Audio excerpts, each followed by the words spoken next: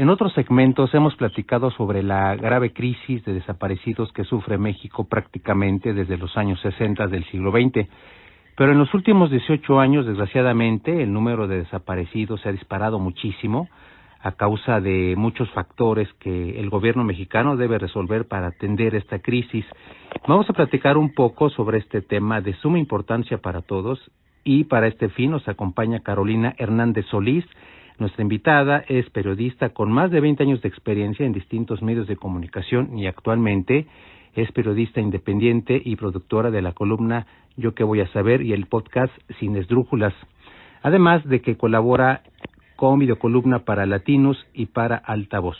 De hecho, Carolina es autora del audiolibro Nos están matando, una historia de violencia y desplazamiento forzado en México. Carolina, gracias por acompañarnos. Hola Francisco, muchas gracias. No, gracias a ustedes por considerarme.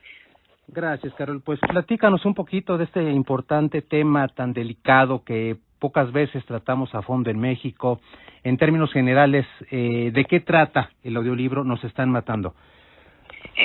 Justamente das el clavo con el punto. Es un tema que a pesar de lo grave que es, no se habla tanto de él. Es decir, está súper invisibilizado el tema del desplazamiento forzado interno.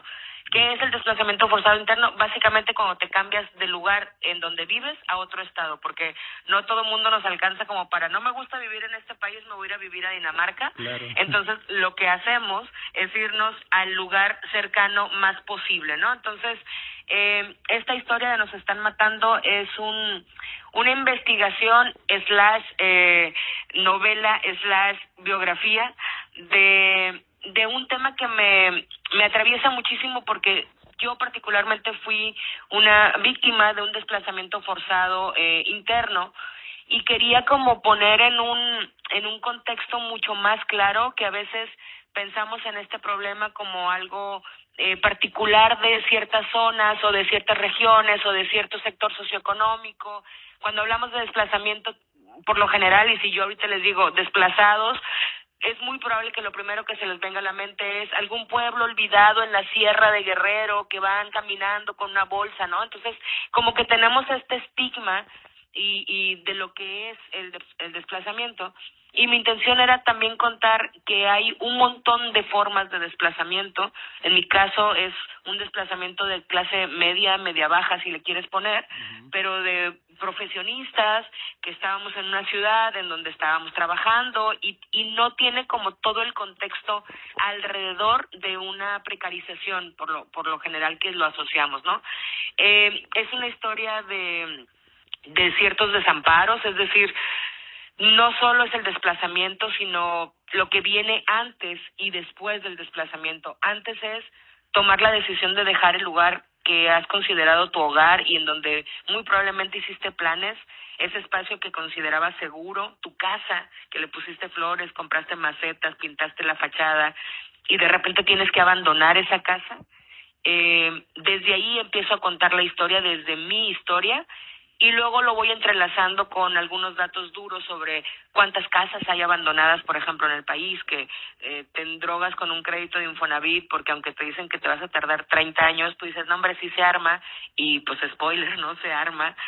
Y entonces empiezo como a hilarlos con algunos otros datos duros, los desplazamientos, las casas abandonadas, las desapariciones y obviamente la violencia del narcotráfico, ¿no?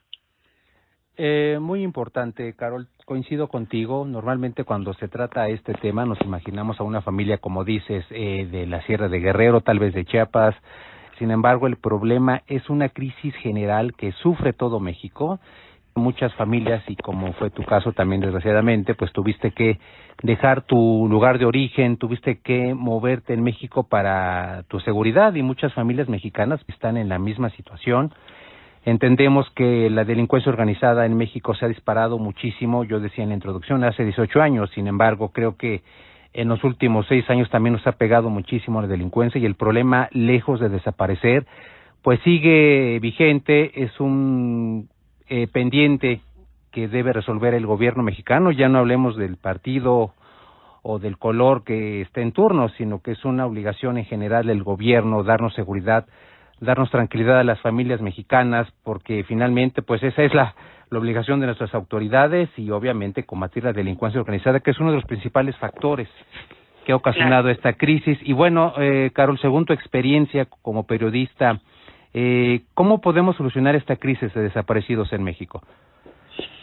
Es una gran pregunta porque para mí el problema principal es que la crisis de desaparecidos es una consecuencia de muchas otras deficiencias, es decir, la situación de las personas que son privadas de la libertad o del desplazamiento forzado que está ligado uno con otro, viene arrastrándose de otros delitos, es consecuencia de muchas otras fallas del Estado, de muchas otras actos ilegales, digamos, porque generalmente cuando hay una desaparición forzada o un desplazamiento forzado involucra una violencia de los cárteles, por ejemplo, involucra estafas, sobornos, secuestros, otro tipo de violencia, ¿no? Entonces, creo que una de las cosas en las que yo he estado como documentándome a lo largo, no solo de esta en especial para este audiolibro, sino en mi carrera como periodista. Yo trabajé en Nuevo Laredo, trabajé en Reynosa, trabajé en Culiacán, en ciudades que son particularmente muy problemáticas en este sentido, y la mayoría de los expertos coinciden en que el problema tiene que atacarse en lo local. Es decir, sí, claro, el gobierno federal tiene que ponerse como más enfocado a este asunto, pero no se necesita que se hagan más leyes. Hay un montón ya de leyes y de reformas y de comisiones que se han hecho alrededor del tema. El chiste es que no se cumplen. México no necesita seguir haciendo iniciativas nuevas, necesita cumplir lo que tiene. Tenemos una Constitución que más o menos abarca bastantes cosas y que está más o menos muy completa, incluso muy progresista en muchas cosas.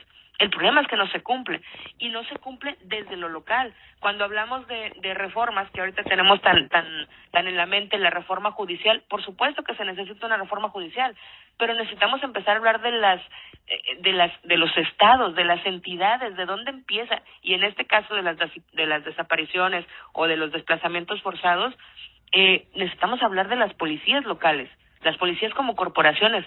La policía local, la corporación policíaca local, municipal, no están funcionando porque tiene arrastrando muchísimas fallas. Les pagan poco, tienen jornadas espantosas, tienen una crisis laboral, están súper precarizados, no tienen equipo, y a esos policías les exigimos que nos cuiden y que no se dejen corromper por el narco.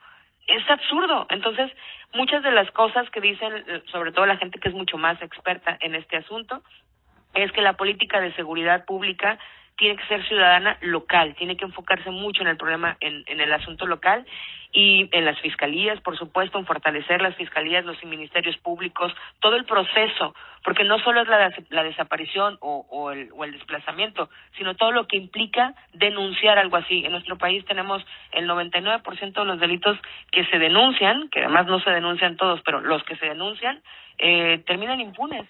Tenemos un altísimo nivel de inoperancia en ese sentido. Hay mucha falta de resolución en los delitos. Y una de las acciones que a mí me gustan mucho porque parece simple, creo que todos y todas podemos hacerlo e implica un gran cambio, es acciones de memoria, ¿no? Las acciones de la memoria, nombrarlo, hacer los antimonumentos, seguir exigiendo, no dejar que el tema no se visibilice. Yo soy una convencida de que para empezar a resolver un tema tenemos que empezar a hablar de él. Y entonces esta crisis tanto de desapariciones como de desplazamientos forzados internos es algo que casi no se habla. Tendremos que empezar a hablar mucho más de eso, a visibilizarlo desde esos espacios y entonces pensar en cómo podemos solucionarlo. Exactamente, coincido contigo. Creo que debemos fomentar los antimonumentos que nos recuerden, que nos refresquen la memoria, como bien lo comentas. En relación a este problema, aquí en Ciudad de México tenemos muchísimos antimonumentos y creo que hace falta un antimonumento en todas las ciudades que padezcan de este grave problema. Y también coincido contigo que este problema debe ser resuelto desde un punto de vista local. Cada región de México tiene características particulares que, bueno, una política criminal eficiente, por ejemplo, en Ciudad y Estado de México no va a ser la misma, como decías, tal vez en Tamaulipas o en Nuevo León, en Guadalajara o en el sur del país. Así que vamos a tomar en cuenta estos factores. Es un problema integral que todos debemos hacer algo al respecto, sobre todo las autoridades locales. Y precisamente el 2 de junio hubo votaciones, hubo cambio de color en muchísimos gobiernos municipales, en varios estados, a nivel federal. Bueno, quedó nuevamente el partido oficial. Y en ese contexto quiero preguntarte, Carol, ¿cuál será el futuro de la crisis de los desaparecidos en el gobierno que inicia funciones ya en un par de semanas?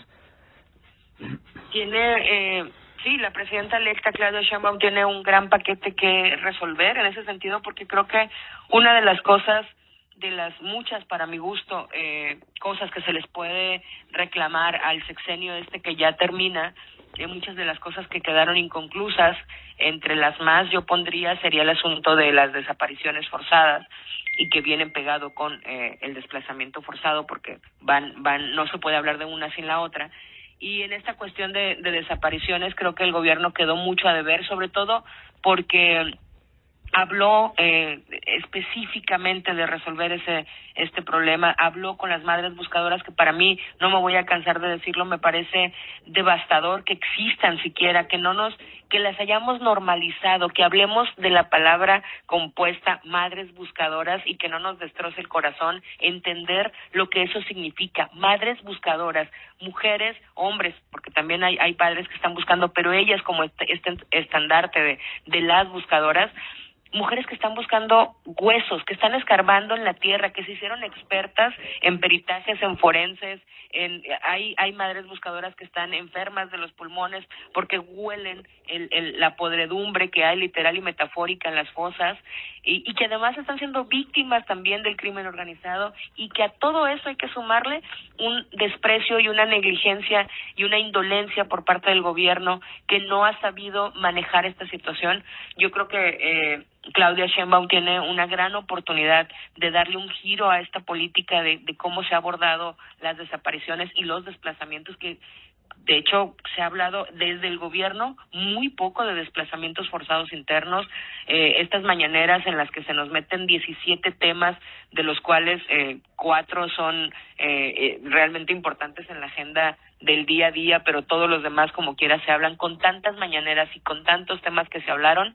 Si nos ponemos a buscar cada cuándo se habló de desplazamientos forzados internos, vamos a encontrar muy poco. Entonces, yo espero que en este sentido Claudia Sheinbaum pueda hacer un giro, y que pueda ser un poco más, digamos, empática, tal vez sea la palabra, porque sí buscamos que sean empáticos con esta crisis que está pasando, y además que pueda ser muy operativa, ¿no? Que pueda entender desde dónde está la gravedad de esto y darle un giro por completo. Si quiere despacito, para que no se enoje Andrés Manuel porque le cambia la jugada, pero de a poco, no hay bronca. Ya estuvimos 6 años esperando que resolvieran, podemos esperar a que a su tiempo vaya dándole un giro a esta política que evidentemente no funcionó. Efectivamente, son 6 años que pasaron y el problema sigue aquí. Vamos a verlo como una oportunidad que tiene el nuevo gobierno de resolver este problema, de hacernos más sensibles, más humanos con las madres buscadoras. Solo ellas saben la angustia enorme que se siente no tener a un ser querido en casa, a papá, a mamá, a hijo, hija, en fin, de verdad. Es muy lamentable que, como lo comentas, esta situación ya sea algo normal, que hablemos de una madre buscadora como algo común y corriente, lo cual no debería de existir, porque nos da a entender que México tiene un problema grave que no ha sido resuelto, que ni siquiera se le ha dado la atención que necesita, para que todos los mexicanos seamos conscientes y en su momento exigir a cada autoridad el trabajo que tiene que hacer para terminar con esta grave crisis. Bueno, Carol, fue un gusto platicar contigo. Te dejo porque tienes un live más adelante, y con mucho gusto te dejo el micrófono abierto para platicar en otra ocasión. Por supuesto, muchísimas gracias, Francisco, por interesarte en esto, por hablar de este tema. Justo por ahí va la tirada, ¿no? Que hablemos, que no dejemos de hablar de los temas que son importantes. Agradezco mucho tu tiempo, valoro mucho, por favor, valoro mucho este espacio. Y lo que iba a decir es que, por favor, échenle un ojo al audiolibro que está por Editorial Audio Libre, disponible en todas las plataformas de audio. Échenle un ojo y no dejemos que el tema se apague, ¿no? Porque es importante nombrarlo. Un saludo para todas y para todos, y a ti, Francisco, muchísimas gracias. Claro que sí, Carol, con todo gusto revisamos el audiolibro. Suerte.